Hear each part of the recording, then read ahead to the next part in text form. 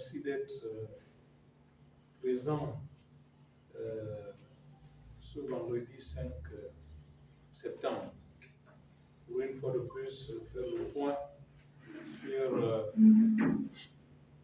la situation électorale des candidats du PNTP d'une part et sur la mienne également d'autre part. Vous savez, ce pays-là est le nôtre et à l'endroit d'abord de vous les journalistes, je tiens à féliciter le travail que vous faites malgré les difficultés, puisqu'on voit la presse, il y a certains d'entre vous qui sont convoqués et sachez que nous sommes solidaires de tout ce qui est fait selon la justice et la droiture. Nous venons encore pour cette conférence de presse vous informer qu'entre la dernière et celle-là, je crois qu'il y a plus de 10 jours, les choses n'ont pas évolué. Le président de la République a tapé du poing sur la table pour reconnaître que les informations qui lui parvenaient, l'organisation des élections était un cafouillage. Et il nous a rassuré que toutefois, à la fin du processus, les choses seront bien organisées dans la transparence et tout ce qui suit. Donc, mais avant d'aller en aval, même si je suis du canton Ogooué-Aval, avant d'aller en aval, c'est d'abord en amont qu'il faut regarder. Si l'organisation des élections est catastrophique en amont, il est à craindre, à juste titre, qu'en aval, la situation sera la même. Nous avons aujourd'hui la preuve qu'il y a une véritable cacophonie, que la CNOSER est incapable d'organiser des élections. Et ça, je crois que c'est au vu, au su de tout le monde. Quels sont les éléments qui nous permettent de dire ça? Déjà, le nombre de recours. Vous êtes des journalistes, allez-y dans le passé, regardez les élections organisées par la Sénat, la CNE, la CGR, des élections équivalentes. Regardez le nombre de recours préélectoraux, c'est-à-dire avant l'élection. Vous verrez qu'on a le plus grand nombre de recours jamais réalisés. Regardez également le nombre de publications de la liste retenue. Aujourd'hui, nous sommes devant une situation où, malgré ce que la CNOSER dit, malgré ce que le ministre de l'Intérieur dit, par exemple, lorsqu'il avait annoncé que le 28 août, les listes du 28 août devraient être des listes consolidées et que celui qui ne voyait pas son nom sur cette liste devrait se rapprocher des commissions locales pour avoir les motifs de rejet. Nous tous, nous avons lu ce communiqué, oui ou non? Je ne mens pas, nous ne mentons pas. Ça a été dit dans les médias, la bonne télévision et par voie de presse. Mais ce communiqué est nul et de nul effet, puisque aucune commission électorale locale n'a délivré les motifs de rejet des candidats. Je dis bien aucune commission locale n'a délivré de motifs de rejet après l'annonce du ministre de l'Intérieur, président de la CNOSER, de se diriger vers, enfin, en invitant les candidats à se diriger vers les commissions locales s'ils ne voyaient pas leur nom dans la liste consolidée. Moi, j'ai arrêté de faire le décompte. Il y a eu combien de listes consolidées, révisées publié depuis la première publication du 20 août. Est-ce que quelqu'un a fait le décompte? Moi, j'ai arrêté de calculer. Mais regardez l'organisation des élections par la CNE, par la Sénat, par le CGR.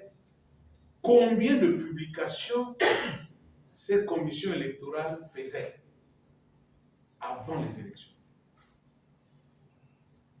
Une seule publication.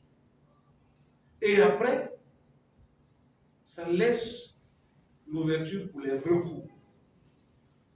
Et après les recours, une dernière publication. Donc, selon la loi, normalement, on ne devait avoir que 2 publications. La première publication, c'est une publication consolidée, c'est-à-dire où la CNOSER doit faire correctement son travail. Et lorsque les gens voient qu'ils n'ont pas leur nom sur cette publication, il y a les motifs immédiats de leur absence. Et c'est ce qui vous donne la force de faire les recours. Mais aujourd'hui, la plupart des recours, on y reviendra, n'ont jamais été faits en annulation d'une décision de la CNOSER. Tous les recours, quasiment, qui ont été faits en validation. Les recours en validation, mais c'est du ressort de la CNOSER de valider les candidatures. Les recours devaient être faits en contestation, c'est-à-dire contester la décision de la CNOSER. Donc, c'est la raison pour laquelle, chers compatriotes, chers journalistes, admettons l'évidence, c'est que la CNOSER est incapable d'organiser une élection crédible et transparente. Si déjà en amont, il y a le désordre. C'est la raison pour laquelle nous allons saisir la Cour constitutionnelle pour demander purement et simplement le report de cette élection. Et nous avons des arguments de droit pour justifier ce report.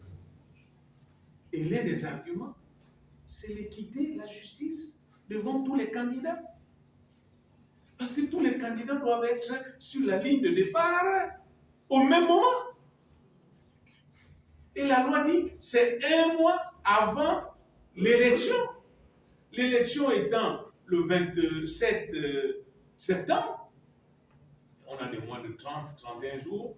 Bon, on va dire à peu près le 28 ou le 29, on devrait avoir la liste définitive. 1 mois avant. Mais est-ce qu'on a la liste définitive au moment où nous parlons? Pas du tout. Il y a des candidats qui, depuis le 20 août, savent que leur candidature est retenue. Mais il y a des candidats qui, depuis le 20 août et jusqu'à ce jour, ne savent pas si leur candidature sera retenue. Pas parce qu'il y a eu une différence entre la candidature de celui qui sait que sa candidature est retenue depuis le 20 août et celui qui ne sait pas jusqu'au 5 septembre que sa candidature est retenue. Il n'y a pas de différence. Parce que comme je vous ai dit, ceux qui ont fait les recours, mais ce ne sont même pas des recours en annulation, c'est des recours en validation. Donc, c'est-à-dire des gens qui ont le récépissé de dépôt de candidature en bon uniforme. Et l'article 202 du Code électoral est clair. La recevabilité de la candidature relève de la commission qui reçoit le dossier avec toutes les pièces exigées. Donc, quand la commission reçoit le dossier avec toutes les pièces exigées, le dossier est recevable. Maintenant, la commission, à la rigueur, elle examine les pièces au fond, pièce par pièce, mais la recevabilité d'un dossier, conformément à l'article 202, relève du président de la commission. Et quand le dossier n'est pas complet, il met dossier incomplet, puisqu'il a la liste des pièces qu'il faut. Donc, nous allons faire un recours parce que tous les candidats ne sont pas logés à la même enseigne. Et pour cela, nous interpellons la plus haute autorité, c'est-à-dire le président de la République, celui qui est le garant des institutions, celui qui est le garant de la justice, celui qui est le garant du respect de l'équité, mais qu'il constate que tous ceux qui vont concourir le 27 septembre ne sont pas logés à la même enseigne. Que tous ceux qui vont concourir le 27 septembre n'ont pas leur liste consolidée un mois avant les élections. Parce que c'est ce que dit la loi. Donc ça, c'est le premier élément. Et nous annonçons également que nous sommes un parti politique, certes, mais lorsqu'il y a quelque chose qui ne va pas aussi, tous les moyens sont utilisés, hein, tout en respectant la loi. Il n'est pas exclu que sur toute l'étendue du territoire, que nous organisions des marches, et même à l'extérieur, pour protester contre cette façon de faire.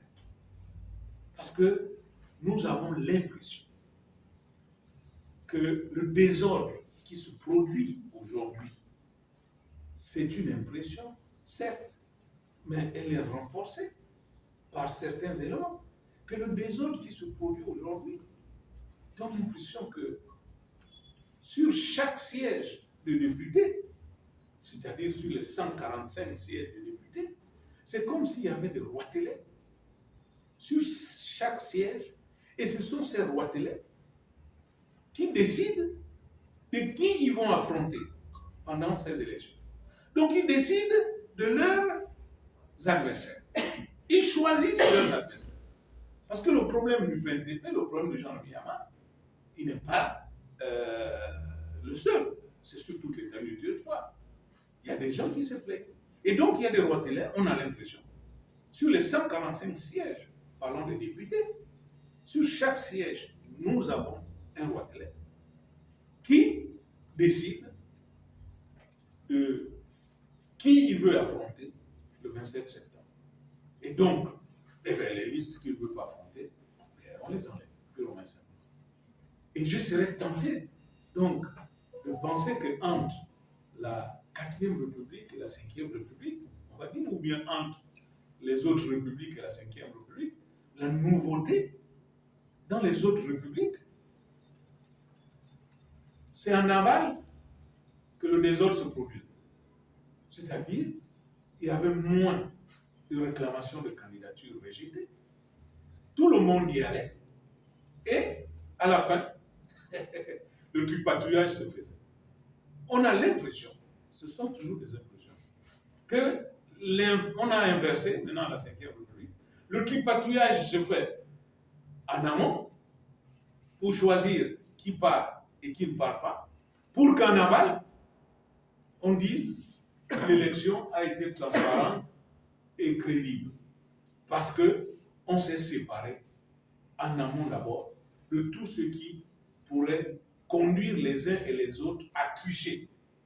Si on se débarrasse des gens qui peuvent nous obliger à la fin à tricher, on est sûr et certain que l'élection sera transparente, crédible, et on dira, moi j'ai gagné, voilà. Et on a l'impression que c'est ce qui se produit. C'est la raison pour laquelle, une fois de plus, nous interpellons le président de la République. C'est lui qui est le garant des institutions. Il a fait un discours. Enfin, du moins, à travers les médias, son représentant est venu parler à son nom. Entre le discours du président et les faits constatés, quelle est la différence? Est-ce qu'il y a eu un changement? Il n'y a pas eu de changement. Donc, c'est ce que nous tenions à dire, d'une part. Et d'autre part, s'agissant maintenant de ma candidature d'abord, je peux vous dire que jusqu'à présent, je suis candidat aux élections locales au département de Monoun, tête de liste. Cette liste n'est pas sortie. Je suis candidat aux élections législatives au 4e siège de Moulon. Jusqu'à présent, nous ne savons toujours rien du sort qui est réservé à ma candidature, j'allais dire mes candidatures. Mais au niveau des locales, il y a quand même des lignes qui ont bougé. Et je tenais à le dire. Je tiens aussi à saluer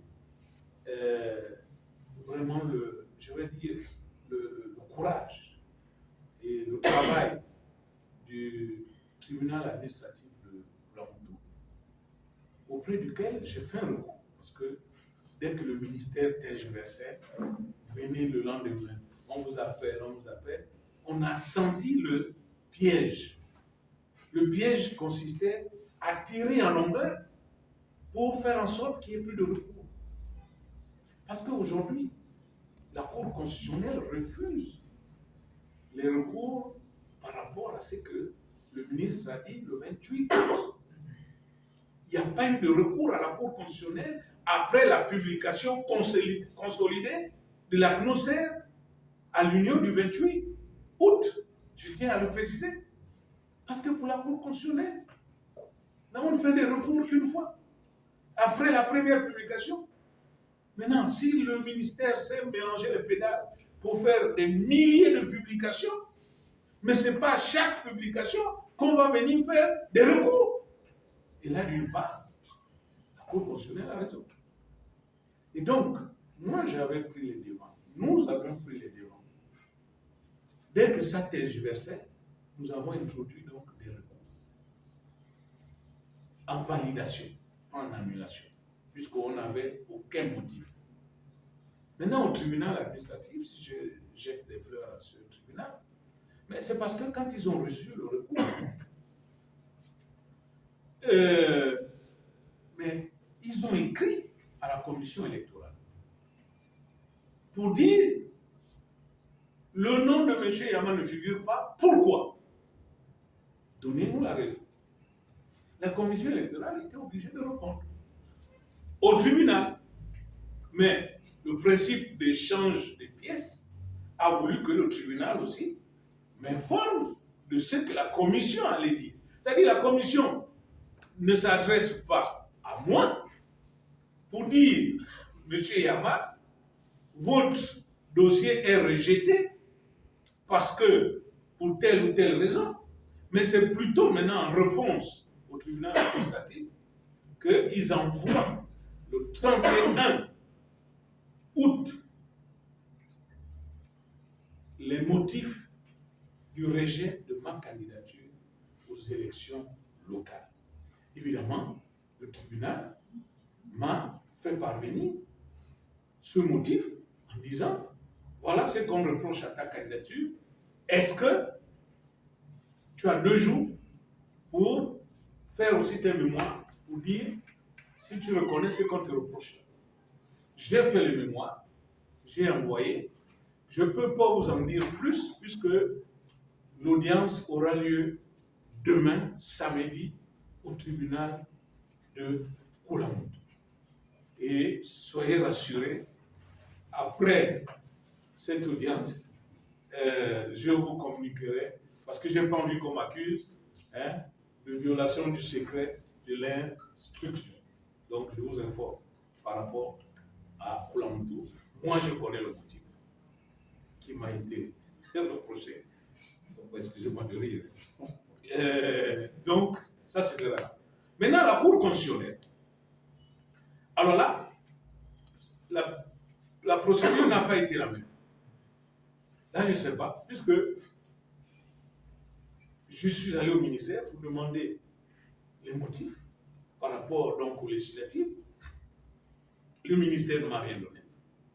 J'ai attendu que la Cour m'appelle.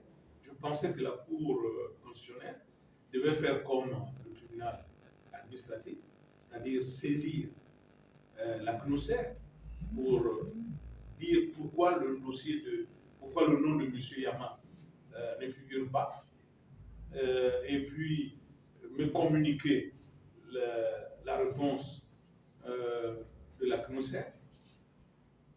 Je crois que ça n'a pas été fait puisque je n'ai pas été saisi. Mais nous attendons tout simplement les décisions de la Cour. Et là, on continue à dire que l'élection doit avoir lieu le 27 septembre. Qu'est-ce qui va se produire?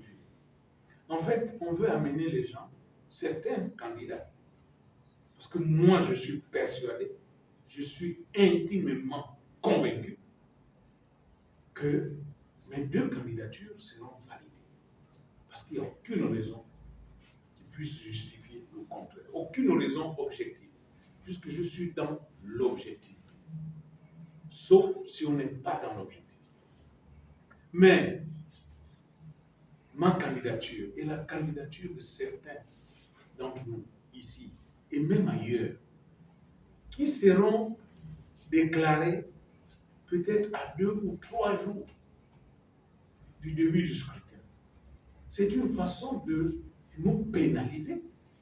Puisqu'à 2 ou 3 ou 4 jours de la campagne, si on vous dit que votre candidature est validée, vous allez faire les t-shirts comment? Chez quel imprimeur? Vous allez faire les banderoles chez quel imprimeur encore? Il va vous dire, monsieur Yama, mais les délais sont trop courts. Je ne pourrai jamais vous livrer à temps. Et donc, les candidats du PNDP et d'autres candidats risqueront de sillonner le Gabon sans t-shirt, sans casquette, sans banderole, parce qu'on l'aura voulu, pour que nous soyons, comment dire ça, dépossédés de certaines choses, pour que nous partions à cette élection avec des degrés de retard. C'est comme une ligne de départ, hein, où certains sont devant, ils ont commencé, et d'autres, on siffle leur départ, ils sont derrière. C'est la raison pour laquelle, le bon sens, on interpelle le président de la République pour qu'il nous soutienne dans cette démarche. Ce n'est pas lui qu'on va écrire, c'est vrai, c'est la Cour constitutionnelle. Mais en tant que président, il peut nous soutenir dans cette démarche en disant oui, que tous les candidats soient logés à la même enseigne, que le départ soit donné 1 mois et que la liste définitive soit connue 1 mois avant. Et c'est possible de respecter le calendrier. Vous savez, la session parlementaire a commencé. Elle va durer combien? 4 mois. Elle finira le 31, enfin le dernier jour ouvrable du mois de décembre. Ensuite, il y aura des vacances parlementaires. Et la rentrée parlementaire de ceux qui seront élus, ce sera début mars. Je crois le premier lundi du mois de mars. Mais d'ici mars, on a le temps d'organiser une bonne élection pour que les Gabonais aient des représentants, pas par défaut, à l'Assemblée nationale et au Sénat, pour qu'ils aient des représentants qui auront eu tous les mêmes chances pour convaincre les Gabonais, qui auront eu tous le même temps pour aller discuter avec les Gabonais. Et les Gabonais choisiront à leur âme et conscience. Et il n'y aura pas de problème. Donc nous militons pour le report de cette élection. Et je terminerai en faisant quand même le point du PNDP à ce jour, parce qu'on a publié que le 20 août, à la publication du 20 août, au niveau des législatives, il y avait 5 candidatures retenues pour le PNDP. 5. Ça, c'était le 20 août. Mais à ce jour, nous sommes à 8 candidats retenus, c'est-à-dire au niveau des législatives, 8 candidats retenus,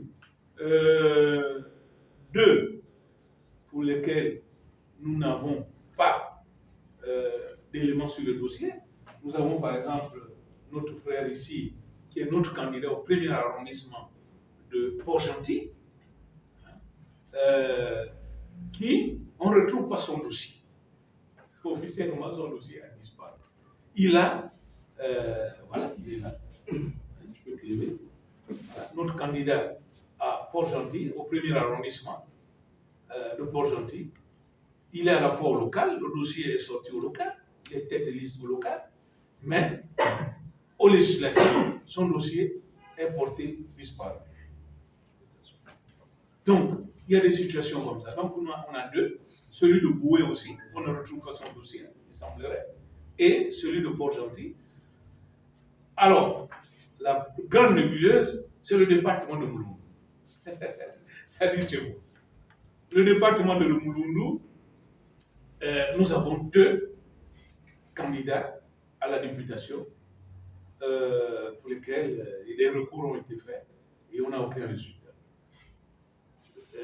Sur le troisième siège de Mouloundou et le quatrième siège de Mouloundou. Donc, là aussi, rien à... À Koulamoutou aussi, notre candidat qui doit être au premier arrondissement, et on connaît la plupart des candidats du premier arrondissement de Koulamoutou, je ne vais pas citer les noms, mais notre candidat du PNTP au premier arrondissement de Koulamoutou, eh bien, il a fait aussi un recours, mais on n'a aucune information sur son dossier. Donc, au niveau de la députation, deux dossiers dont on ne retrouve pas, dont on ne sait pas, et trois dossiers qui sont au niveau des recours. S'agissant des listes au local, trois listes seulement, 6 listes.